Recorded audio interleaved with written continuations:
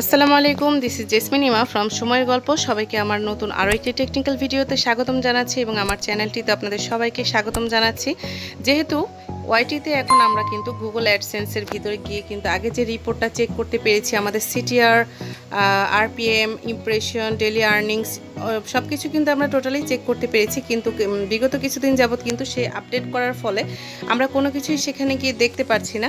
তো আপনাদের সুবিধার কথা চিন্তা করে আজকে আমার এই ভিডিওতে আপনাদের কাছে শেয়ার করতে যাব কীভাবে আপনারা আমার এই ভিডিওটি দেখে খুব সহজেই অ্যাডসেন্সের রিপোর্ট এবং সিটিআর চেক করবেন, যেখানে আপনারা আপনাদের ইমপ্রেশন, আর্নিংস সব কিছু খুব সহজেই চেক করতে পারবেন। তো প্রথমে আমি এই জন্য চলে এসেছি আমার গুগল হোম পেজে। তো হোম পেজ থেকে আমার যেহেতু অ্যাডসেন্সের পেজটা হোম পেজে সেট করা আছে, তো আমি প্রথমে অ্যাডসেন্সের পেজটাতে চলে যাচ্ছি।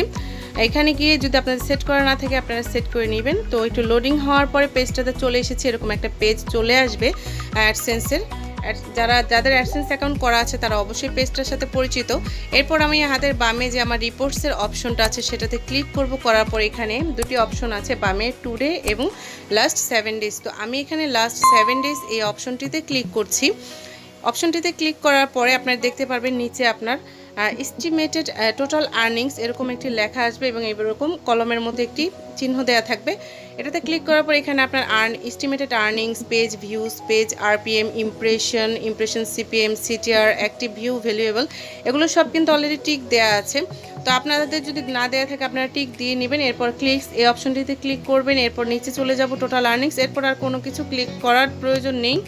এই অপশনগুলো কিন্তু টিক দেওয়া থাকবে, না দেওয়া থাকলে আমার ভিডিওটা হুবহু ফলো করে আপনারা মানে সবগুলো অপশন ক্লিক করে নেবেন। এরপর আমি অ্যাপ্লাইতে ক্লিক করার পর এখানে সেভ নামের একটি অপশন চলে আসবে। তো এই সেভ নামের অপশনটিতে এরপরে আমি ক্লিক করে দিচ্ছি।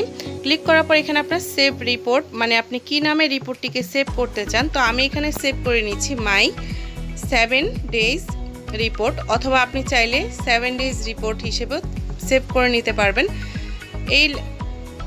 এটা লেখার পরে এখানে আমি সেভ অপশনে ক্লিক করে, মানে এটা আমার যাতে মনে থাকে আমি কি নামে সেভ করব। তো রিপোর্ট যেহেতু আমি চেক করব, তো এটা সেট করে নিলে আমার চেক করতে পরবর্তীতে সুবিধা হবে। এখানে দেখেন মাই 7 ডেজ রিপোর্টের পাশে 3টি ডট দেওয়া আছে। এটাতে ক্লিক করার পরে শিডিউল একটি অপশন, যেহেতু রিপোর্টটি আমি সেট করেছি 7 দিনের জন্য, এখন কিভাবে আমার কাছে আসবে সেই রিপোর্টগুলো সেটাই আমার সেট করতে হবে। এখন রান অপশনে গিয়ে আমি ডেলি এবং ফরে গিয়ে লাস্ট 7 ডেজ মানে 7 দিনেরটাই আমি ক্লিক করব, যাতে ডেলি আমার রিপোর্টগুলো আমার কাছে চলে আসে। আগে যেহেতু আমরা এই পেজটিতে গিয়ে চেক করতে পেরেছি, এখন কিন্তু সরাসরি চেক করতে পারছি না। এরপরে কিন্তু আমি সেভ যে অপশনটা আছে সেটা ক্লিক করে নিব।